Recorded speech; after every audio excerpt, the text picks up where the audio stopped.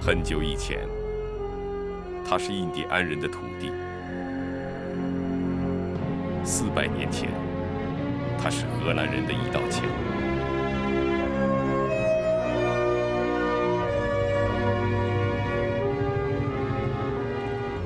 ；200年前，它是梧桐树下的金融种子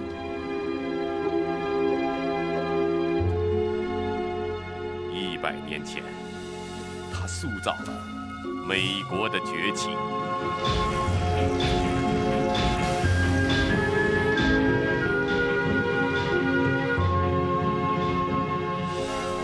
今天，它是一张洒向世界的金融之网。这张网强大与脆弱，光明又黑暗。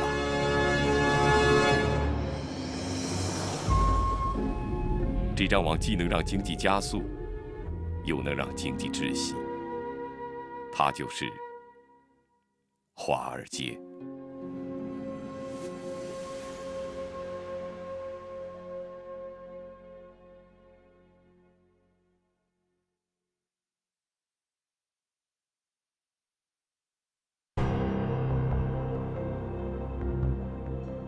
If you leave a very drunk person in the middle of a field and you go back the next morning to try to find the person, what's the best search technique? Where do you start? If you have no idea where the person's going to go, the person will stagger in a random walk. This is used by mathematicians to describe any kind of random series. That's the point of a random walk down Wall Street, that the day-to-day changes in the stock market are unpredictable. 英国经济学家福格森说，世界金融市场的一体化越强，生活在其中的金融知识丰富的人机会越大，而金融文盲趋于贫穷的风险更大。The Chinese stock market is far more volatile than the United States. Investment environment tends to be more individual investors, more speculative investors.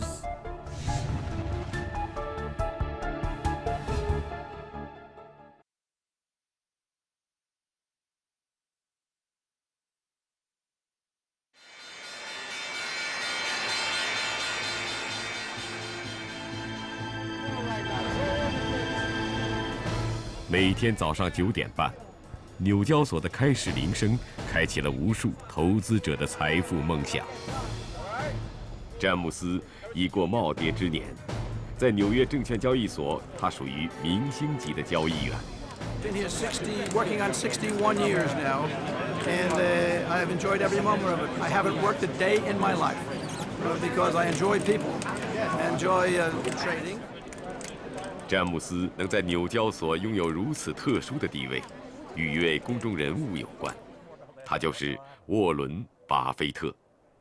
老约翰是巴菲特公司在纽交所的交易员。But every now and then, Mr. Buffett says to me, "Mind your own business." 1, 2, 3, and 80岁的沃伦·巴菲特被人们称为投资大师。巴菲特旗下的伯克希尔·哈撒韦公司股票的投资报酬率平均每年超过20%，每股市值从30年前13美元上升到每股近10万美元，成为全球最昂贵的股票。当人们纷纷向巴菲特讨教成功秘籍时，巴菲特的忠告总是简洁而诚恳。要知道，你打扑克牌的时候，总有一个人会倒霉。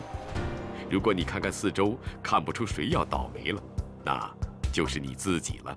He was able to buy stocks at deep discounts. They were very, very cheap, so that even if he was cautious, there were a lot of buying opportunities, like there were at the end of 2008, early 2009 in the U.S. There were many, many stocks that were selling at very cheap prices because people were scared. So he was able to take advantage of that on the positive side. 巴菲特成为很多年轻投资者的梦想。华尔街的每个成功故事，都吸引了更多的投资人的参与。今天，47%的美国家庭进行着证券投资。面对复杂的投资，人们一直在寻找哪里有创造财富的钥匙。That's the challenge. Things move very fast in today's world, and investors always have the nagging fear of being left out or caught behind and not keeping up with everybody else. 在华尔街与百老汇大街交汇之处，有一尊铜牛的雕塑。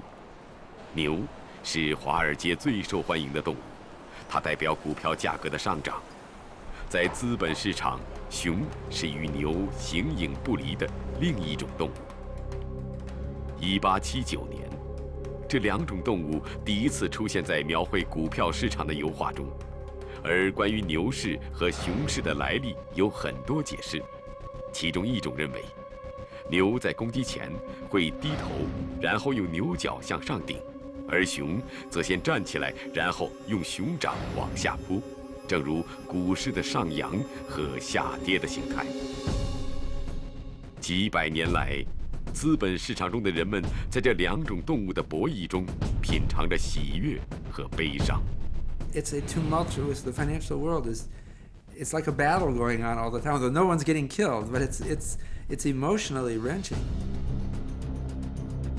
在资本市场中，人们如何寻找牛和熊的足迹？如何预先得到涨与跌的信号？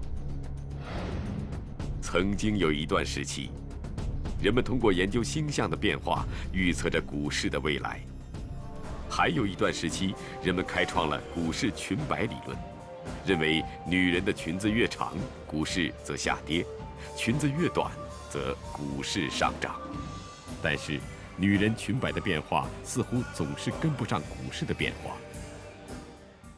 I will admit that I'm a gambler. I sometimes sit down at the blackjack tables. I know that the cards are random, but sometimes I win 10 hands in a row, and I can't help but think there must be a pattern there. Or I've lost 4 hands in a row. I better quit because there's a pattern. It's part of human nature.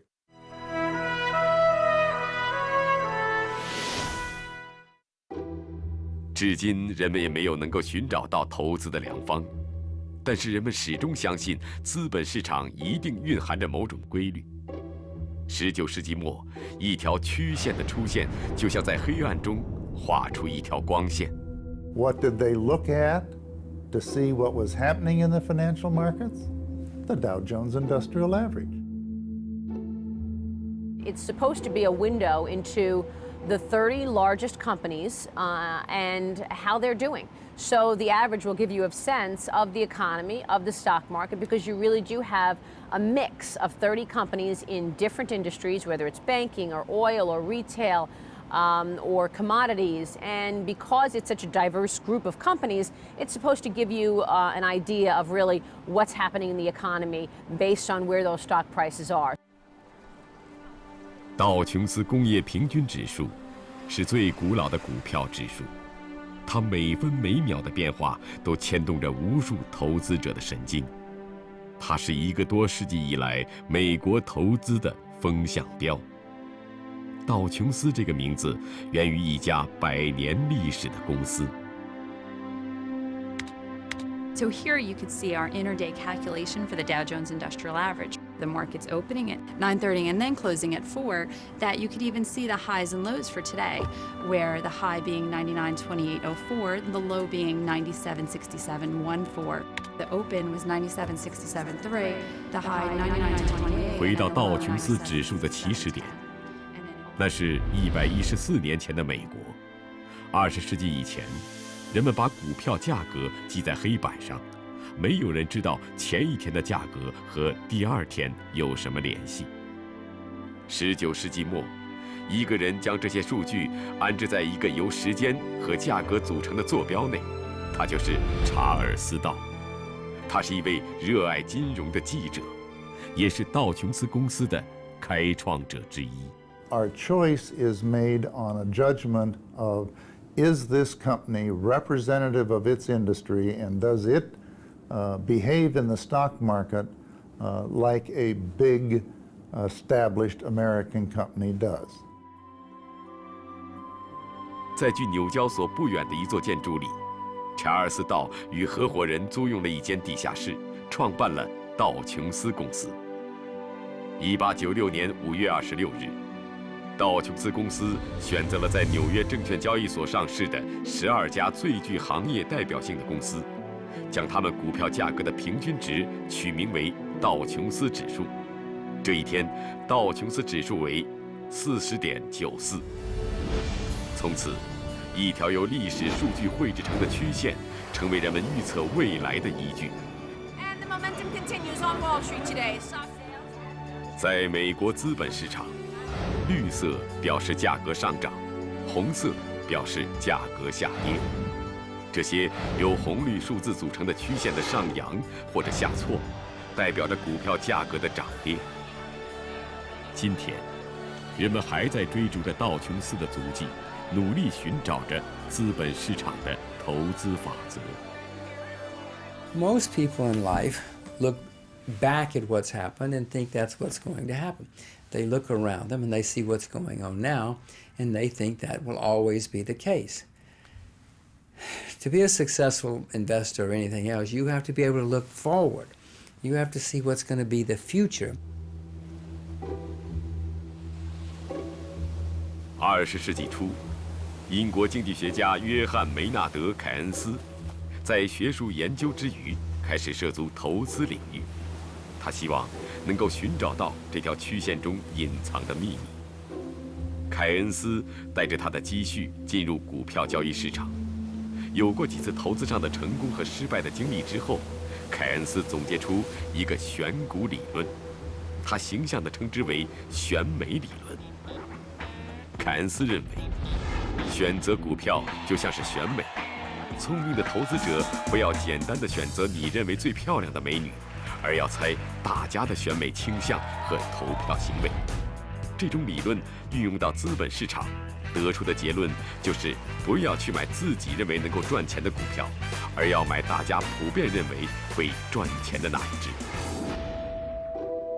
这种渗透着哲学思想的选股方式，后来被称为投资市场最著名的技术分析，沿用到今天成了一个通俗的名词——跟风。凯恩斯运用技术分析，在证券市场的年收益达到17%。他36岁时的资产只有约1.6万英镑，到62岁去世时达到约41万英镑。26年的投资回报将近30倍。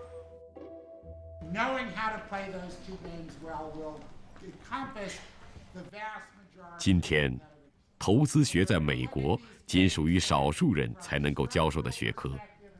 在哥伦比亚商学院的投资课程上，格林沃尔德教授希望传授给学生们一种他认为更安全的投资方法——价值投资。Don't ask yourself what the stock is trading for. Don't ask yourself who's excited about the stock. But ask yourself, what is the underlying company that the stock represents a fractional ownership of? How valuable is that?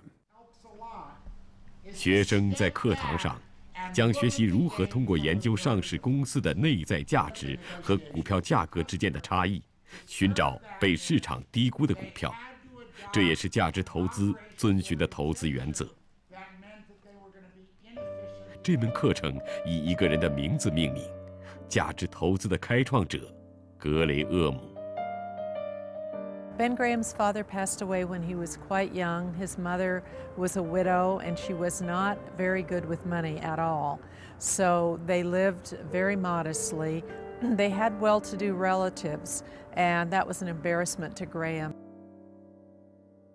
1914年，20岁的格雷厄姆站在这座教堂对面，准备去应聘在华尔街的第一份工作——债券推销员。这在当时是华尔街最底层的工作。一份周薪$12的工作，让格雷厄姆看到了隐藏在华尔街平静表面下的疯狂。上市公司被当成投机的工具，股票被当作了为获利而买卖的纸片。人们也都坦率地称自己为投机者。He recognized how little people knew about the securities that they were buying and selling. Back then, people really just thought it was speculative and intuitive and depended on who you knew, things like that. 格雷厄姆不想被这种疯狂所操控，他开始在华尔街寻找一种全新的投资方式。格雷厄姆从小就擅长计算。当他的父亲在他9岁那年去世之后，家庭财产迅速减少。格雷厄姆要负责计算变卖财产的收益。10几年后，他把童年的经历运用到了股票投资中。他仔细研读上市公司的年度报告，认真分析公司资产、产品价格、利润收益等这些枯燥的数字。他认为，这是获取公司真实信息的最重要手段。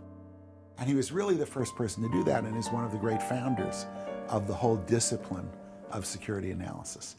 And as he did that in the period really from 1920 to 1937, when he wrote his famous book called Security Analysis, he gradually refined this approach to using the information he had as efficiently as possible. Now, what that led him to was cheap stocks. 格雷厄姆在哥伦比亚商学院开设了投资课程，伴随着一批批毕业生，价值投资理念被带到了华尔街。1949年，一位19岁的年轻人出现在格雷厄姆的课堂上，几十年后，他成为华尔街最成功的投资经理人。他的成功几乎掩盖了他老师的光芒，他就是沃伦·巴菲特。What we do is pretty easy to copy, but I'm copying somebody else's. I mean, I read a book by Ben Graham when I was 19 years old. That is the framework on which I operate. I mean, that I haven't really improved that in any significant way. I've learned ways to do it a little differently and all of that. 每年，巴菲特公司的股东大会都会吸引数万名投资者，这是1年1次的投资者盛宴。大家都争相目睹巴菲特的风采，并期待从他的只言片语中得到投资信息。If someone says Warren Buffett is buying this stock, it's likely to go up because people would say Warren Buffett's a very smart man. If he's picked this stock, I want to pick it as well. 巴菲特的传奇故事是从上世纪60年代开始的。1966年，美国股市牛气冲天，巴菲特持有的股票也一路飙升。但此时的巴菲特却一筹莫展，因为他在市场上已经很难寻找合适的廉价股票。1968年，当股市最火热的时候，巴菲特通知合伙人清算了手中所有的股票。1969年6月，美国股市直下进入熊市，巴菲特带着1000万美元重新进入股市。10年之后，这些股票市值达到2亿美元。I think Warren Buffett is a long-term thinker. You know, he's not necessarily looking to make money overnight. He's looking at what will impact his investments over a 5, 10, 20-year plus period. 在美国南部的一个小镇，有一个小社区拥有的100万富翁是全美国最多的。他们悠闲富足的生活来源于他们的一次投资经历。The story happened during the Depression. When people were coming to this one banker looking for a place to invest their money, he suggested rather than just putting it into the bank and taking typical savings, that they invest it in Coca-Cola stock. And so a large number of people invested in Coca-Cola stock. And these people never took the money out. They continued to keep the money in Coca-Cola stock. And because they did, this one community in Quincy, Florida, has the highest per capita number of millionaires in the entire United States. 小镇的人们是幸运的，但是，在资本市场，任何投资成功的案例都不可以简单的复制，甚至包括巴菲特的选股原则。因为巴菲特之所以能够成功，不仅仅因为巴菲特具有丰富的专业知识和理性的投资行为，还有一个重要的原因，就是与巴菲特在同一个资本市场博弈的其他投资者的盲从和非理性。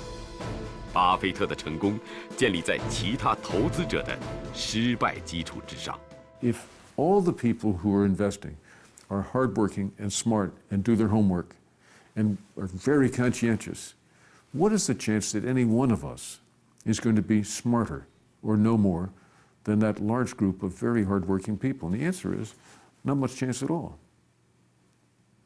We may think we do, but we don't. Even when we think we know something special, it's already known by enough people so it's in the price in the market. That if everybody was a value investor, nobody would make money on value investing because they'd all be competing with each other. 低价买入，高价卖出，被看作是价值投资的核心。但是，价值泡沫并非一文不值，有的人就专门寻找市场中的泡沫，并从中获利。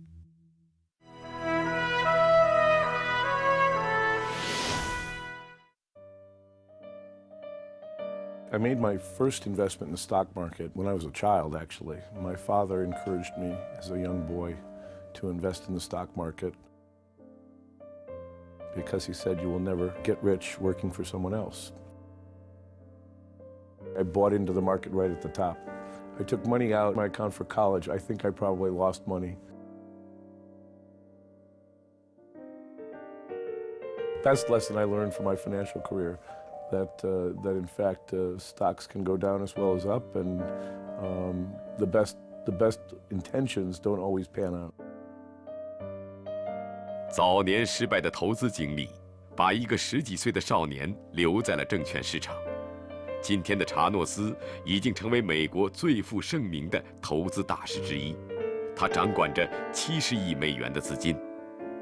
在2008年金融危机中，他的投资回报高达50%，成为那一年最赚钱的投资人。People who just simply want to say, "Oh, bull markets are good and bear markets are bad," I think are going to do themselves a disservice as a marketplace investor. I think that people have to pretty much rationally understand that prices go too far on the upside, they go too far on the downside. 查诺斯认为自己与大多数投资者不同的是，他是一位在熊市中赚钱的人，他的操作手段是卖空。Any business that gets its money up front for doing something in the future is selling short. Now, in the securities markets, you borrow the stock, sell it, and with a promise to repay the loan of shares, and thus, hopefully at a lower price, buying in and locking your profit. So when people say buy low and sell high, a short seller says sell high and buy low. 第一次卖空行为发生在1609年的荷兰阿姆斯特丹交易所。这是一种古老的投资方法。当投资人认为股票或者股市会下跌时，就向证券商借股票并卖出。等股票下跌时，再买回股票还给证券商，赚取其中的差价。作为华尔街最权威的卖空大师，查诺斯的投资行为经常被看作是市场波动的前沿信号。2008年3月13日，查诺斯接到了华尔街一家名叫贝尔斯登的投资银行首席执行官的电话。He asked me to go on television the next morning to basically say my firm still had money on deposit at Bear Stearns, which we did, by the way, and to tell everybody that I still felt it was a great firm and that things were fine. 贝尔斯登曾是华尔街第5大投资银行，在2008年3月，公司出现了严重的资金问题，而就在查诺斯接到电话的第2天。他就从新闻里看到了贝尔斯登被收购的消息。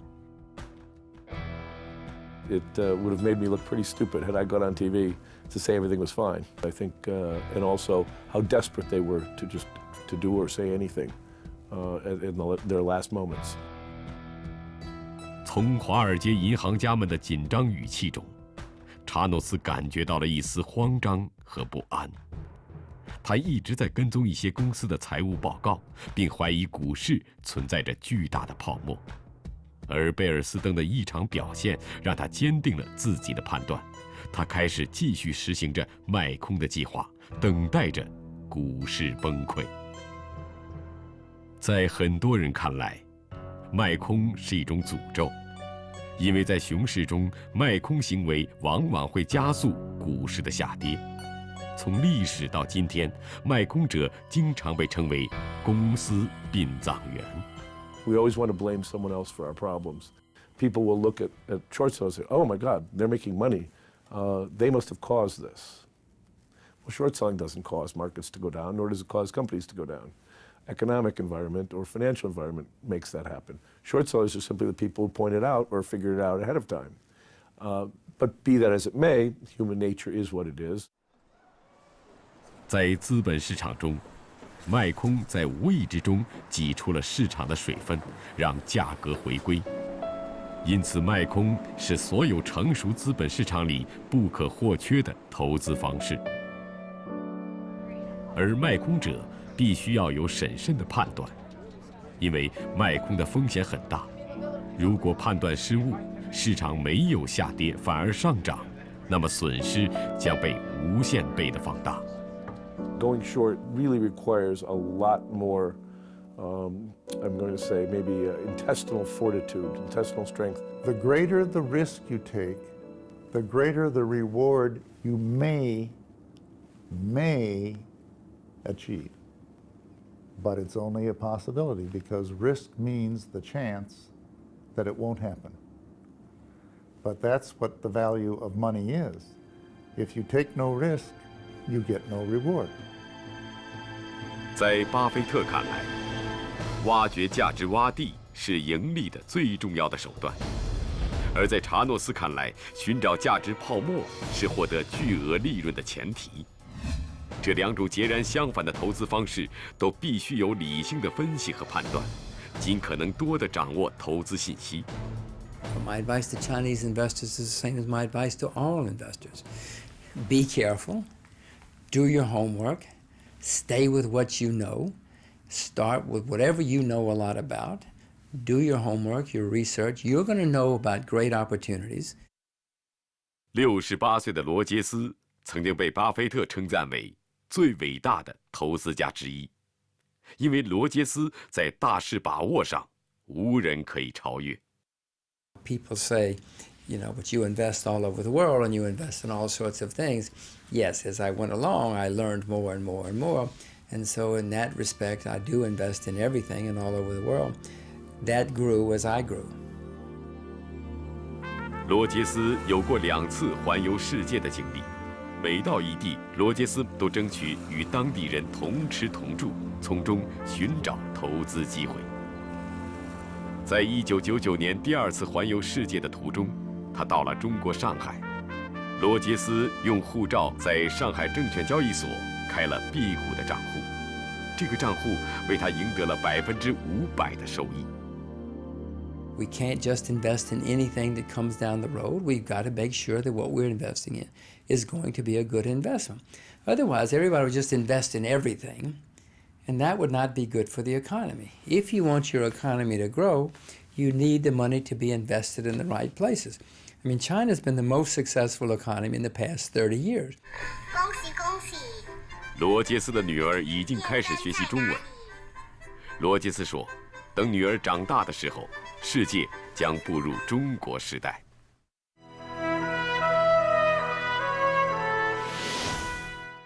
This was my 40th anniversary, and I rang the bell at the New York Stock Exchange. My dog's up here somewhere. Now, where is she? I have to take my glasses out. Somebody was probably holding her.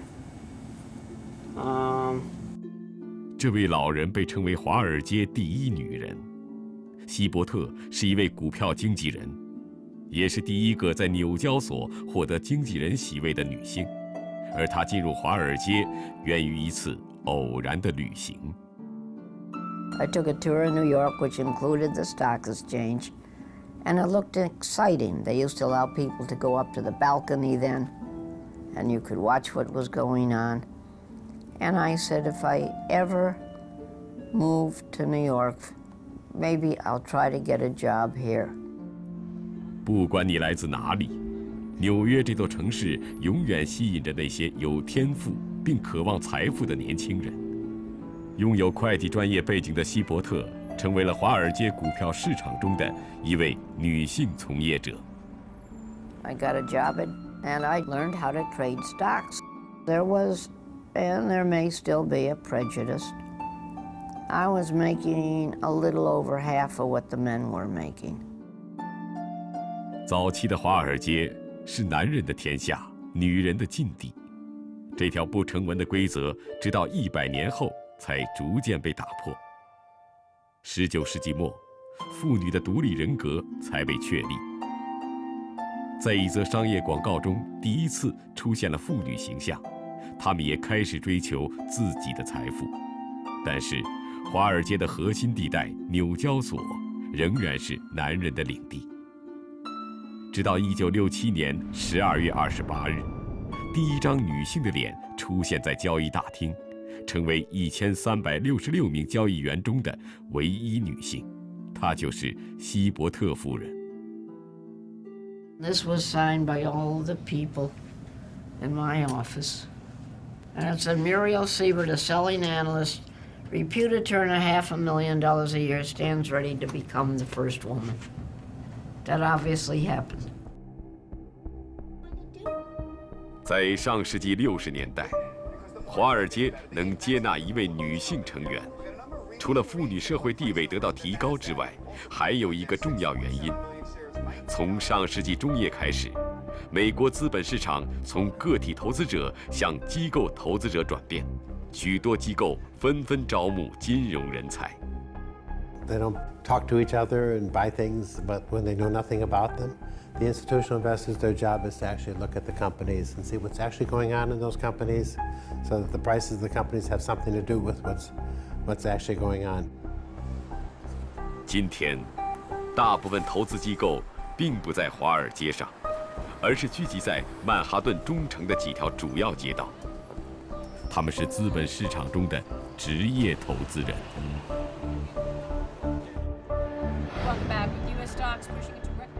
每天下午，纽交所的闭市铃声结束一天的交易，财经媒体的投资节目也接近尾声。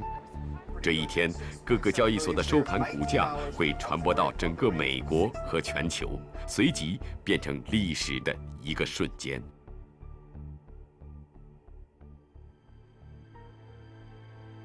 结束了一天的繁忙，交易所逐渐安静下来。而在场外，一场更加紧张和细致的工作才刚刚开始。对于投资机构的专业投资人来说，投资市场没有黑夜和白昼。It's certainly a part of my life. If you don't feel so passionately about it, you can't be good at it. Set my alarm for an ungodly hour and wake up at 3 a.m. and, listen to a conference call. So it can be demanding. It never stops. 安德里奇是一家投资公司的共同基金经理，他手里掌握的每一笔投资都是从一个又一个人那里汇集起来的。人们出于信任，将资金交给了他。If you went back 100 years, it was really only the very wealthy, the Rockefellers, that could employ, the very best investment talent. But the average factory worker, the average man on the street, really could not afford to hire talent to invest their savings, which were, quite small. But with a mutual fund, now with very little assets, and investors can tap in to the very best investment talent around the world, I think is a very exciting, very compelling, very democratic idea. 美国第一家共同基金诞生在1924年的东部城市波士顿。哈佛大学的200多名教授将总共5万美金交给了马萨诸塞投资信托公司，他们要求代理投资的成本控制在5%以内。The share prices were so high that the common person couldn't afford to buy a diversified pool of securities. So the mutual fund idea was that you would pool many individuals' money together so that someone could go to the market and buy a diversified portfolio of securities.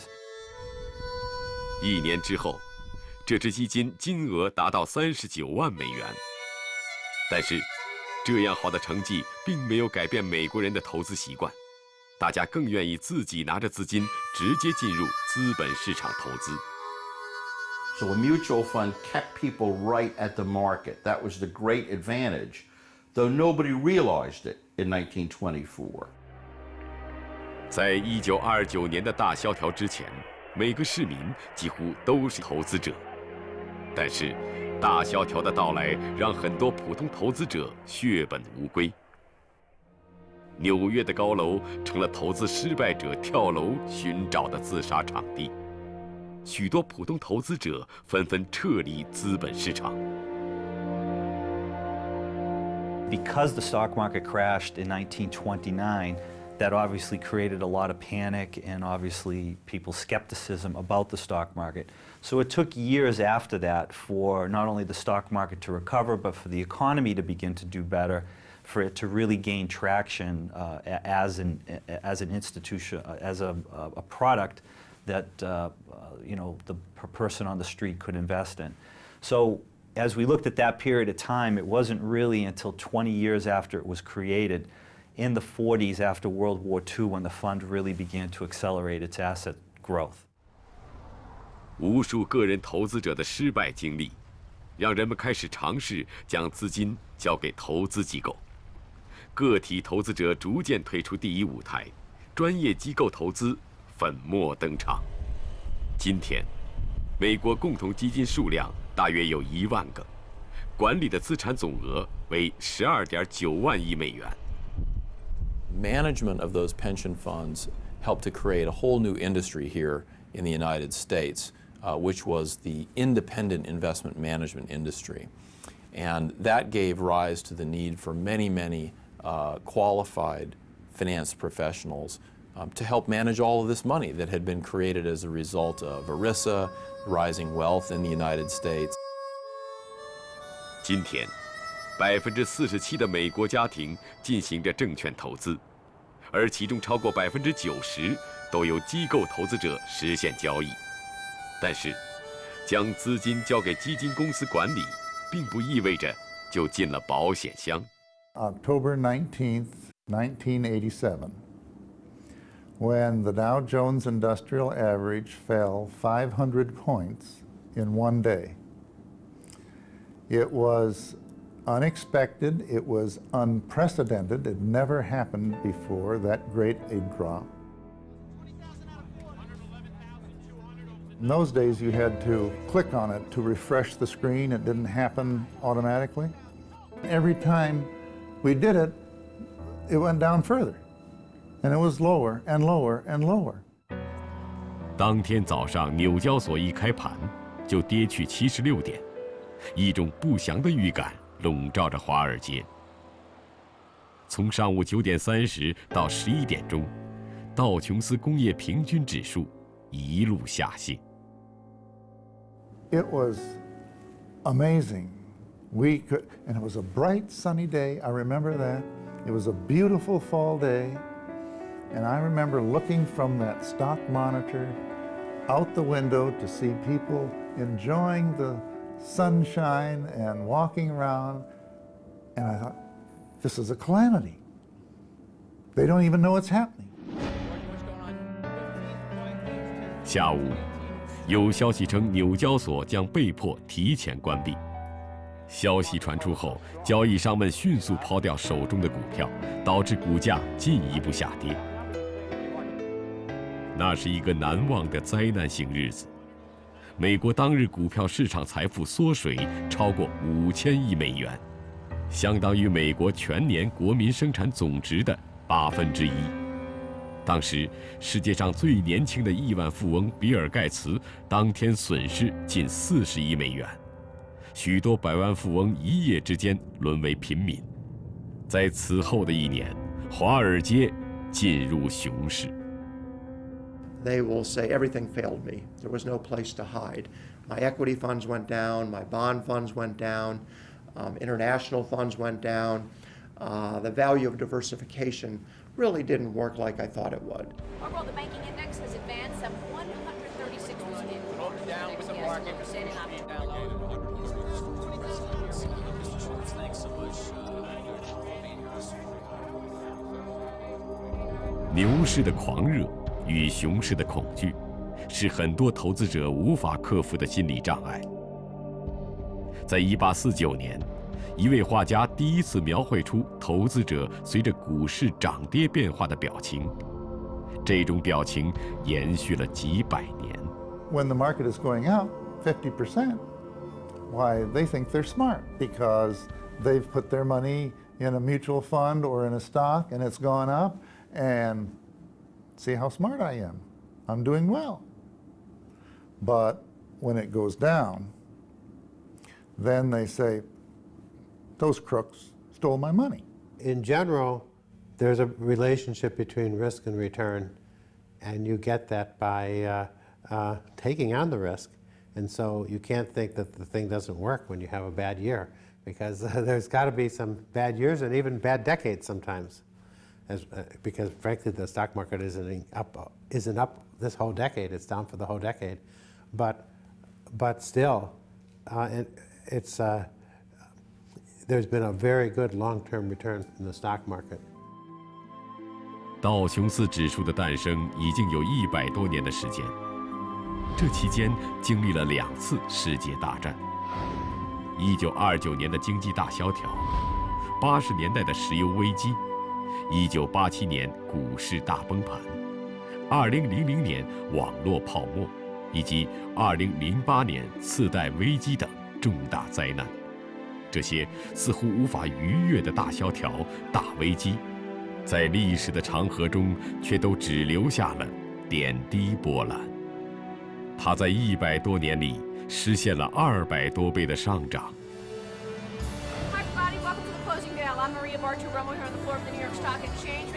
As a reporter, I want to get the best information out, the most useful investment nuggets out for my audience. Human beings want to live well. They want to be productive. They want to contribute to the world. Wall Street, just like a giant casino. And that's because human beings everywhere will overpay for the dream of getting rich quickly. "